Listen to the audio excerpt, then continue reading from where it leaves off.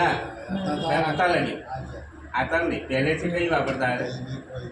Colgate लावता कई लावता था कोलगेट लावता कई लावता था कितना वर्षથી વપરાતી હતી